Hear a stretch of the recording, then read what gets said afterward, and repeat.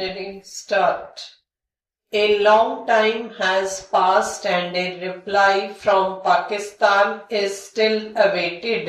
It is a strange situation. We wanted to recall our representatives. They had no work to do, but then we thought that Pakistan might make it a pretext and say that we recalled them. Therefore, we let them stay there till such time as a reply was received.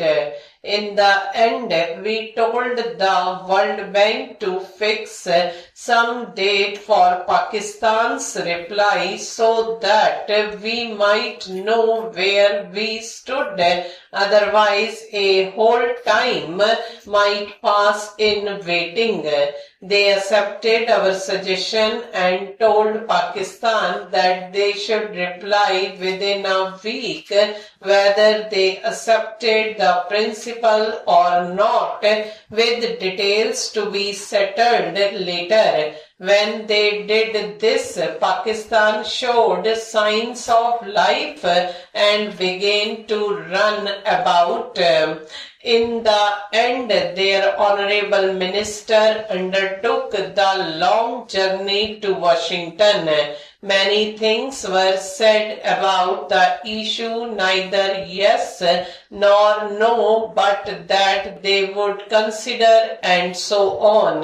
The World Bank told them that this reply amounted to a rejection. Should it be taken that they had rejected the proposals, or had they something more to say? Pakistan saw how the matter would end. They felt that if they rejected the proposals and India accepted them, the consequences would perhaps not be good for them, because the effect would have been that our interim agreement would come to an end, the discussions would end, and the World's Bank suggestions to us to pay them crore of rupees would become ineffective. The rights of both sides were clear.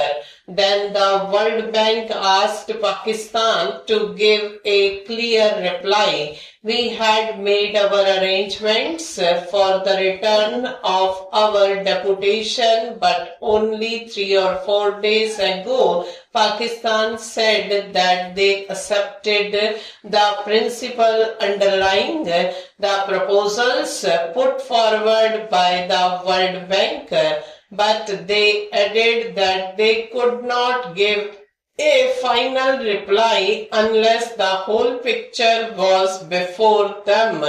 That is the same old legal quibbling.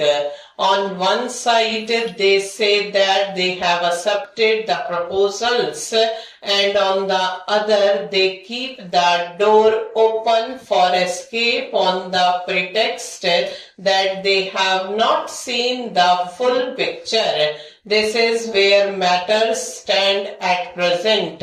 Meanwhile, when Pakistan did not accept the proposals, we wrote to the World Bank that we had been marking time for 3 months or so. Therefore, our agreement not to reduce the water supply no longer held good. We resumed our freedom of action. We were ready to talk when they or Pakistan wanted, because we did not intend to shut the door to agreement. But the talks had ended and our delegation would be returning home. The bank people told us, however, that Pakistan's attitude was changing and that they were saying that they accepted the principle. Since there were chances that a way out would be found, the bank asked our delegation to wait for a few days more Our representatives agreed to do so. The point is that our former agreement with the World Bank or with Pakistan for not reducing the supply of waters has ended. We have every right to reduce it, but we do not want to stand on legal rights in this matter. We want to do something which would harm neither Pakistan nor us. Therefore, we again told them that we would not do nothing in haste which may harm the landowners and peasants in Pakistan. We would give them a chance to make their own arrangements. After all, we had to reduce the supply of waters, but we would do it having regard to the conditions, that is, we still stood by the principles which we accepted in the agreement of 1948.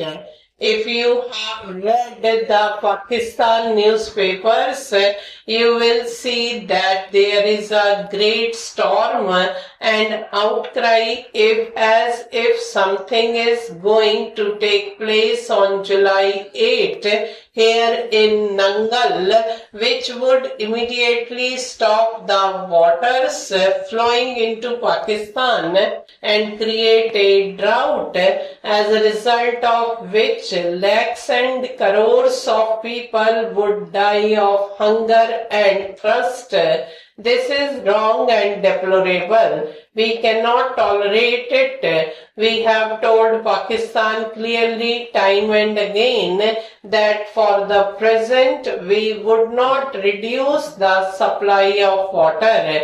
It is a fact that they have built one or two canals from which they can take some water. Therefore, they can take water from their side and we would reduce supplies to that extent. This would not reduce their total supply of water. If they could build some more canals as they intended, then this process would go on. The exploratory talks held under the auspices of the World Bank made it clear that there is no dearth of water. Only an arrangement to bring the waters to the desired directions was lacking. It is evident that on our side in East Punjab we have no other source of water than the Satluj. You can see that from the map. Stop.